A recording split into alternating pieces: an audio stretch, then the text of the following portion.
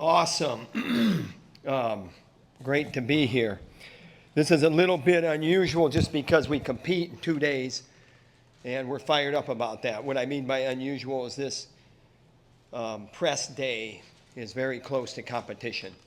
Our schedule's a little bit different, having someone that early in a dual meet, a big dual meet, going to Oregon State. We're excited.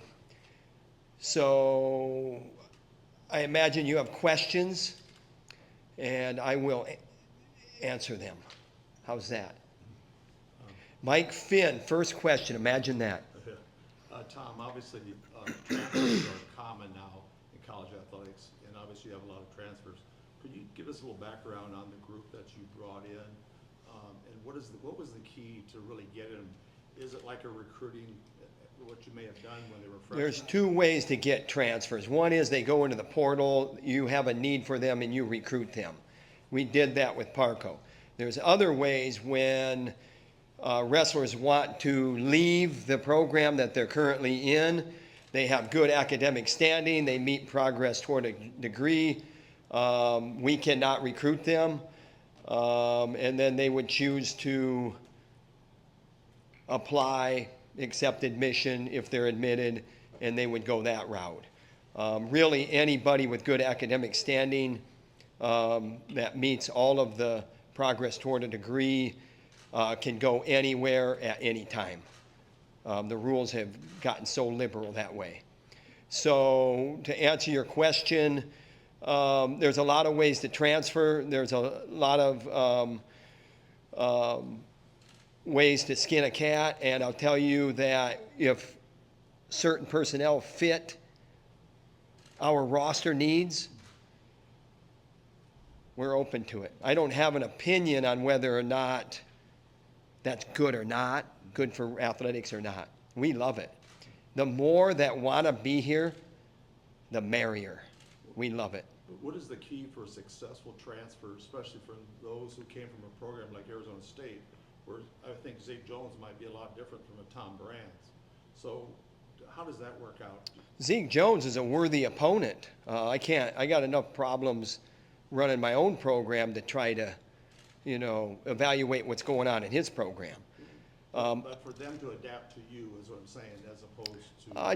I'm not, that's not my concern. My concern is the more the merrier. If you want to be a Hawkeye, be a Hawkeye. If you don't, then you don't have to be. Nobody's twisting your arm to stay here, and nobody's twisting your arm to come here. Now, recruiting it's competitive. So maybe we'll work a little harder on some of our better, bigger needs. We just had a recruiting weekend last weekend. We had a whole bunch of juniors in and a whole bunch of high-powered juniors in, and we got to do a good job. And we got to do a good job in the portal, and we got to do a good job wrestling uncommitted, unsigned seniors in high school. So you're recruiting juniors in high school, you're recruiting seniors in high school still, maybe. You're going to look at the portal. You don't have a crystal ball. You don't know what the portal is going to look like, but you're going to look at the portal. That's going to be interesting, the week or day or whatever after the conference qualifier or the NCAA tournament or whatever that timeline is. That's always interesting. And we're gonna have a presence. We're going to do what the rules say we can do, and we love it. Announced this summer he's focusing on wrestling full time, so you got him right away this year. What can we expect from a dedicated Ben Keeter? What do you think we'll see? First of all, you've seen his progress through the trials process in early June, making that U20 team, and then into the U20 Worlds as a heavyweight in the beginning of September. So July, August, September. That's 3 months. 3 months solely dedicated to wrestling. And we love that progress. The biggest thing with Ben Keeter is he is a conscientious guy.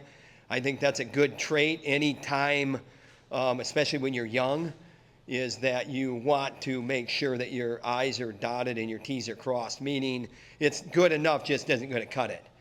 And he looks for feedback. He asks for feedback. He's mature in that regard, meaning thick-skinned. to the point where if he's not asking and he's getting feedback, he'll take it. He's a curious fellow, very curious. We love him. What have Parco, Teamer, and Buchanan added to your room? They want to be here. There's energy. They all three have a different approach, but the similarities are is just like, I mean, we haven't even talked about Drake Ayala. Drake Ayala is a runner-up returning in this program, moving up a weight, and he's the bedrock. And so we're excited about that. And you asked about Ben Keeter, but, you know, we have another runner-up coming in as a transfer with Teamer. But the thing that those guys have that super competitive wrestlers or athletes have is that they want to win. And the good thing about the transfer portal is if things get stale where you're at, you can leave and nobody can keep you out. So whether or not things were stale where they were or for whatever reason, we're the benefactor of their decision to want to be an Iowa Hawkeye. Looking at the lineup, there's only Mike Caliendo's the one guy staying at the same weight, and also from that postseason lineup, a lot of the guys shifting, so there's a lot of new. So how would you kind of describe, I guess, the vibe in the room, the culture with so much new around the program right now, too? Vibe and culture in the room is something that you'll have to come and see for yourself. I'm not going to sit here and, you know, tell you that we have great culture in our room. You figure that out for yourself. You know what? We love that when a guy makes a decision, whether he's staying at the same weight or going up a weight, he makes that decision with conviction. We love that you can maybe move up into some uncharted territory and still be a dominant wrestler. Drake Ayala has that opportunity. I mean, I'm not a guy that makes predictions. You all know that in here. I say that all the time. But if I was making predictions, I don't think the weight class is going to bother him moving up. Anytime that happens, it's attitude more than anything. And, you know, I have some mentors of my own, Royce Alger, who moved up, and he did it for the good of the team. He didn't move up because he was bigger.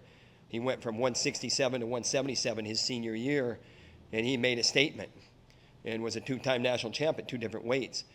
And so you do things for different reasons, and when you do things with conviction, it doesn't really matter that we don't have anybody returning at the same weight class that they performed at. That could be a really good thing also. You have two 170, or changing weight classes. 174, 184 is a spot that a lot of fans have their eyes on.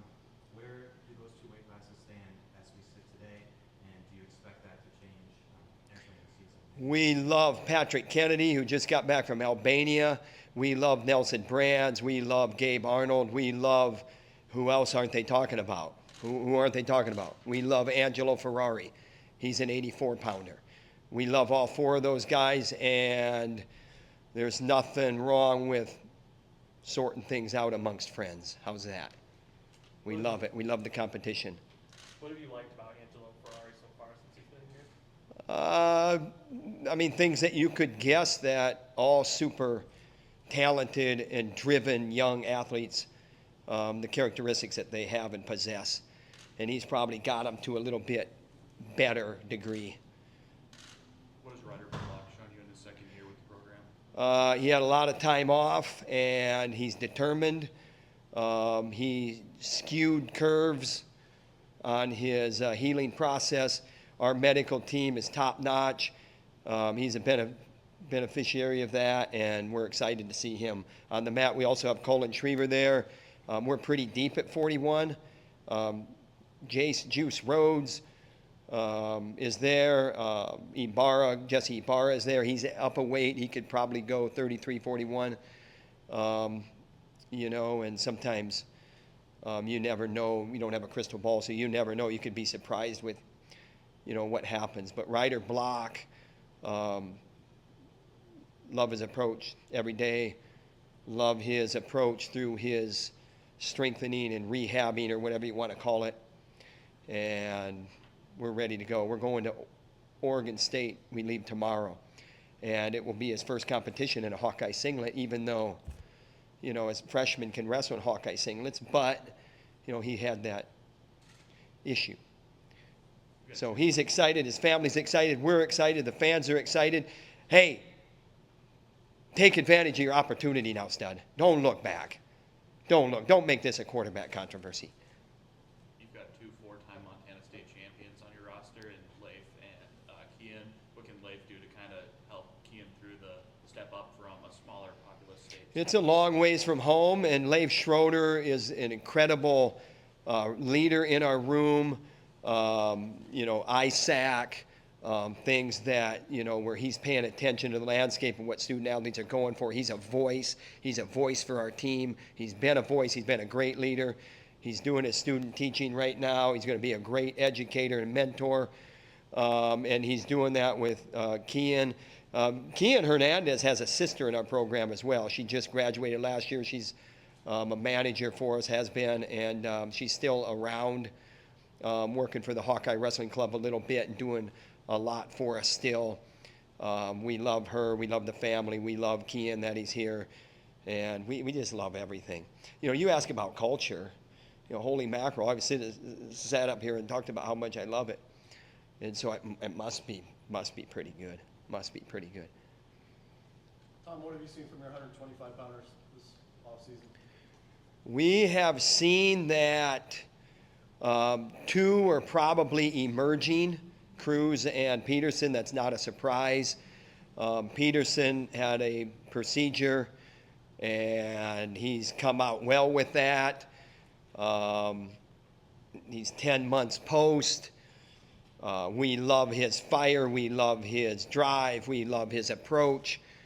I don't know, if he's quite ready right now, but 10 minutes from now, he could be ready. We love them both. It will be competitive. And I think we listed both of them on the Oregon State thing, but more than likely it'll be Cruz out of the gate right away. And then we'll see. We'll go from there with Stanford. And then we'll go from there on the next one. And then from there on the next one. Nelson Brands has gone through a lot here, obviously, everybody knows that. As both a coach and his uncle, what do you see in him that's made him be able to continue after all he's been through? I see a guy that weathered a storm. I see a guy that could have complained and took something and didn't really complain and actually used his awesome humor and his personality and actually made it work in its favor. I don't know how you do that, but he did it. And good for him. That was a bad deal, and we're not going to get back into that. But I love his resolve and his perseverance. And it's not something where you just snap your fingers, you wake up one day and say, hey, this isn't going to bother me, I'm going to do it. It bothered him. I mean, it's something that you have to deal with when things come down the path that way. And he, among others on our roster, handled it very, very well. And so, hey, we're glad. We're glad that he's, eligible on our team. His leadership, his presence in the locker room, his popularity with his teammates. He's a pretty popular guy, and was raised quite well by his mother, my sister-in-law. How's that? What are you looking for most, just generally on a Saturday? We're looking to do what motivated wrestlers love to do, and that's go out and take care of business at every weight class. Doesn't mean it's going to be that easy. It's an opportunity. It's the first opportunity. Even Steven, you don't get up, gallop faster because it's your first one. We got to be even, Steven, steady, but why not kick everybody's butt the whole way through the season? And that's what we're looking for. And we're going to put 10 guys on the mat, and we're going to evaluate when we're done, and then we're going to come back. And a week from Saturday, we got Stanford, and then we got Bellarmine, and then we got Iowa State coming to town, and then we go to St. Louis for a two-dual thing, and then we got a little bit of a break. Then we go to the Soldier Salute, and then our Big Ten dual meet schedule starts, and then we end with Oklahoma State home. We got Ohio State at home, I mentioned Iowa State's at home. That's a decent home schedule. And then the Big Tens are at Northwestern, and the national championships are in Philadelphia. And it'll be like that. Talk about a winning mindset starting off the season. Ben Keeter's obviously a guy that is used to winning in pretty much everything he does, especially on the mat. What have you learned from him in the past 9 to 10 months in a couple of losses that he took against really good opponents that it may not have been a familiar experience to a guy like him? I learned what I described earlier, that he's conscientious. He seeks feedback. If he gets feedback that isn't like glowing report, he'll eat it and take it and absorb it, and he will use it, and it will make him better. He has thick skin that way. If you want to use some humor, he's scared to death of his mother. She's a pretty tough woman. We love the fact that he is full-time wrestling, and we'll see where this goes after this. This isn't something where, we're sitting here hoping that we hang on to this, through, next year or whatever. Hey, the decision was made. All parties were part of the decision-making process, and after this season, we'll evaluate and we'll go from there. But I personally absolutely love that he is full-time wrestling since May, June last spring. Love it. One more. Tom, today the university announced guys sold out season tickets for the 4th year in a row. Can you kind of talk about what it means to have the fans sell out 4 years straight? Iowa Hawkeye wrestling is strong. We have to do a better job performing. I think if you put exciting teams on the mat, they will be heralded and showered with affection by the fan base. And since we sold out the arena again with season ticket sales, you know what? We tell our guys kind of funny way, when you're wrestling and it's your turn to step on the mat, don't have that the time that everybody gets out of their seat and goes and gets an ice cream cone. Have that the one where they nail themselves to the seat because they don't want to miss 1 second of your performance. And if we can get 10 weight classes with those types of competitors, we're going to be where we need to be. So thanks, and we'll see you in the wrestling room.